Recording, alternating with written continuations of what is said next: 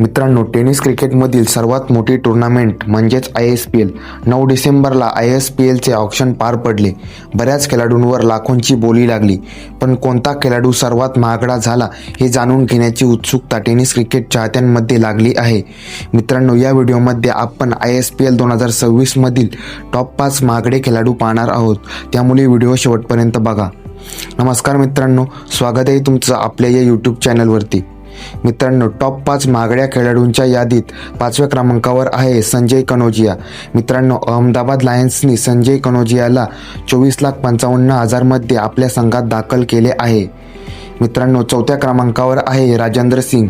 मित्रांनो, बँगलोर स्ट्रायकर्सने राजेंद्र सिंगला 26,10,000 मध्ये आपल्या संघात दाखल केले आहे.